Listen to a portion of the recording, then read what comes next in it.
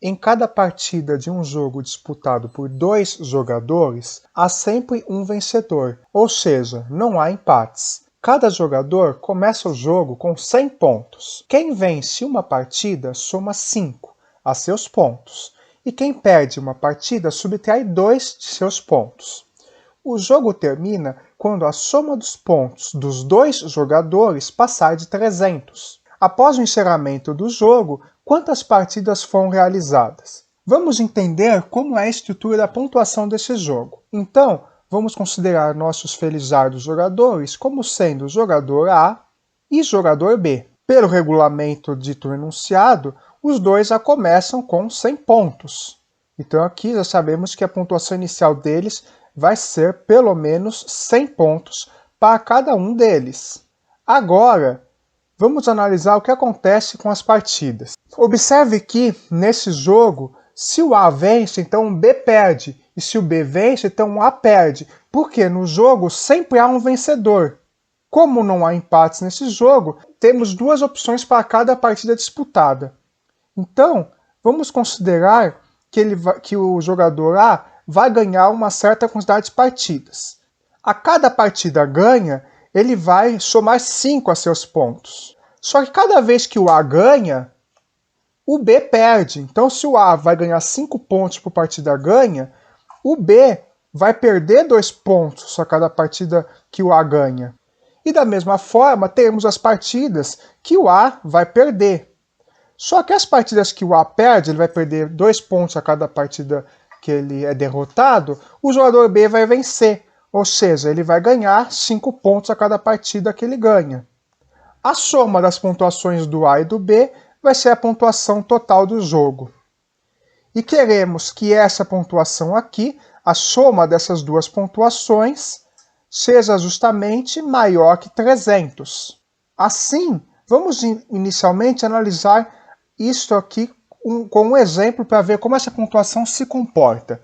Vamos considerar uma partida disputada com 15 jogos. Vamos considerar que o A ganhou 10 jogos, por exemplo. Se o A ganhou 10 jogos, isso significa que o B perdeu 10. E se o A perdeu 5 jogos, isso significa que o B ganhou 5. Então, nessa simulação, só para entender como a questão funciona, vejamos qual é a pontuação de cada jogador. O jogador A fará 100 mais 50, que é 150, menos 2 vezes 5, que é 10. 150 menos 10, 140.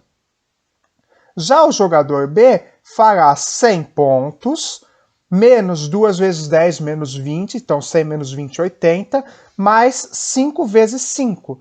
5 vezes 5 é 25. Então ele fará 80 mais 25, que é 105 pontos. Esta soma aqui é 245, que é menor que 300. Ou seja, sabemos que o número de partidas disputadas deve ser maior que 15. Note aqui que não importa quantas partidas o A ganha e quantas perde. A verdade é que a pontuação acumulada, a pontuação somada dos dois vai ser sempre a mesma. Assim, podemos considerar qualquer uma das simulações aqui. Então, uma ideia é justamente analisar cada uma das alternativas para verificar qual é a pontuação possível para cada caso. E aí podemos supor um caso extremo. Por exemplo, aqui como a pontuação deu 245, sabemos que precisamos de mais de 15 jogos. Podemos analisar, por exemplo, uma dessas alternativas. Vamos analisar, já convenientemente, a alternativa D. Na alternativa D, são disputados 34 jogos. Então, vamos supor, já que eu posso supor a quantidade de partidas ganhas e partidas perdidas pelo A e pelo B, de qualquer maneira, que a soma sempre vai ser a mesma, vamos supor que o A ganhou todas as 34 partidas, que o A é invencível, ganhou todas. Se o A ganhou todas, então o B, coitado, perdeu todas. Então o B perdeu 34 partidas. Bom, aí então isso quer dizer que o nosso A não perdeu nenhuma e o A não ganhou nenhuma. Então aqui temos que a pontuação do A será 100 mais 5 vezes 34 é 170. Então 100 mais 170 é 270.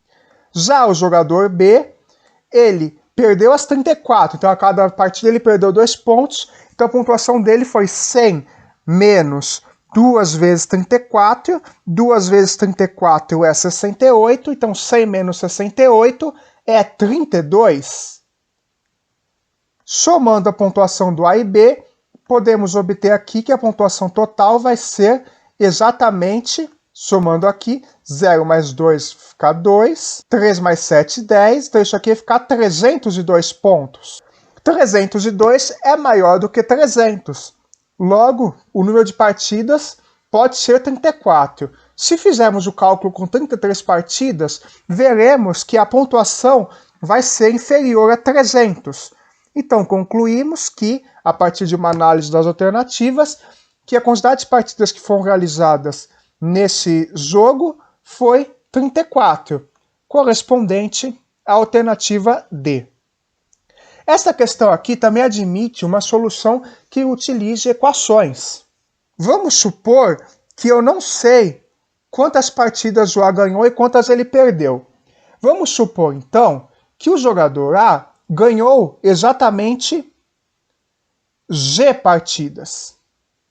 Se ele ganhou G partidas, partidas ganhas, então isso quer dizer que o B perdeu as partidas que o A ganhou. E se o nosso A perdeu D partidas, teve derrotas, o jogador B ganhou os jogos que o A perdeu. Ou seja, ele vai ganhar 5 vezes a pontuação de cada partida que o A foi derrotado. Queremos que esta soma seja maior que 300. Então, vamos somar aqui essas duas expressões. Teremos aqui 100 mais 100, 200. Aqui vamos ficar com 5G menos 2G, que é 3G. E aqui vamos ficar com 5D menos 2D, que é mais 3D. Isso aqui queremos que seja maior que 300. Ou seja, isso significa, resolvendo a equação formada, que 3G, podemos colocar o G e o D em evidência aqui, ou seja, 3G mais D, que o número de partidas que o A ganhou mais o número de partidas que o A perdeu é justamente o número de partidas disputadas. Isso aqui é maior que 300 menos 200, que é 100.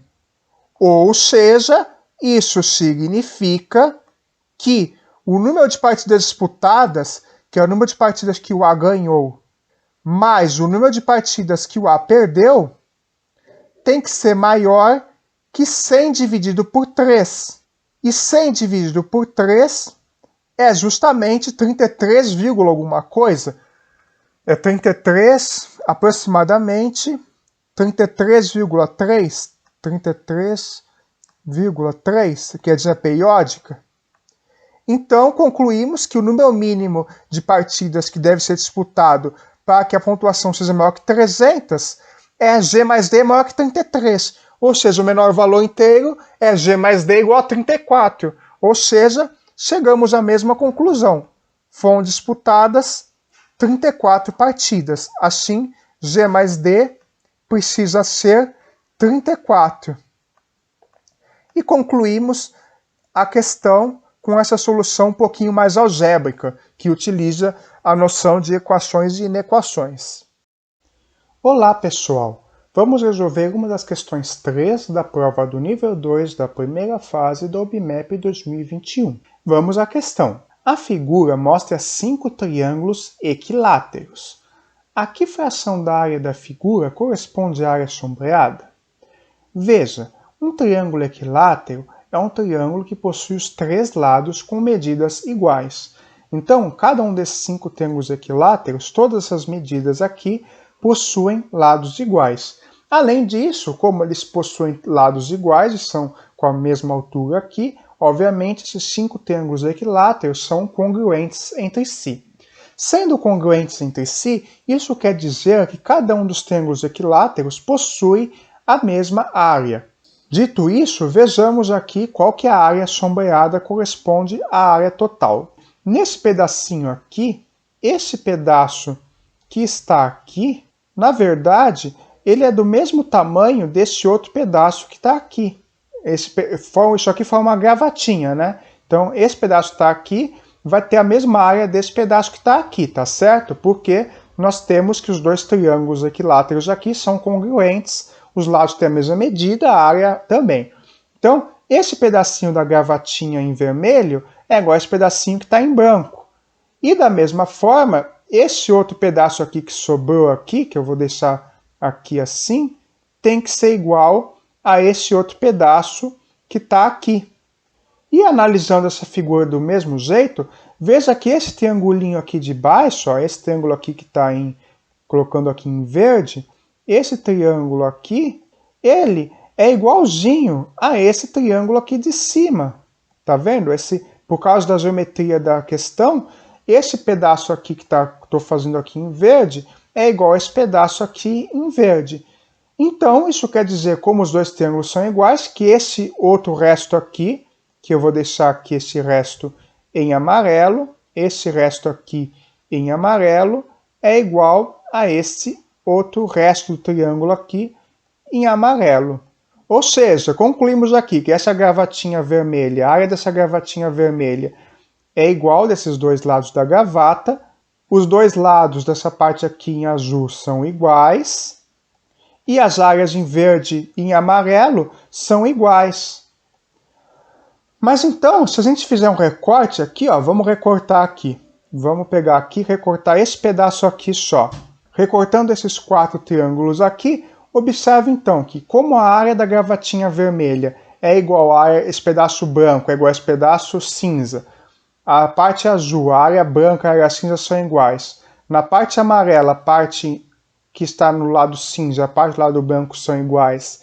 E o verde, os dois lados também são iguais. Então, esse pedaço aqui, que está em cinza, esse triângulo aqui em cinza, corresponde exatamente à metade dessa área desses 4 triângulos equiláteros.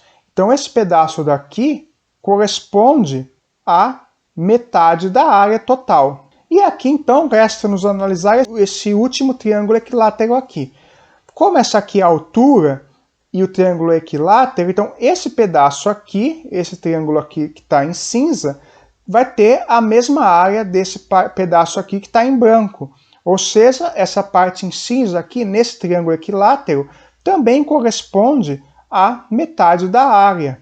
Ou seja, isso significa que a área sombreada corresponde, na verdade, à metade da figura total, já que essa parte aqui de cima tem a mesma área dessa parte aqui de baixo, e nesse triângulo equilátero restante, esse triângulo daqui tem a mesma área desse triângulo daqui.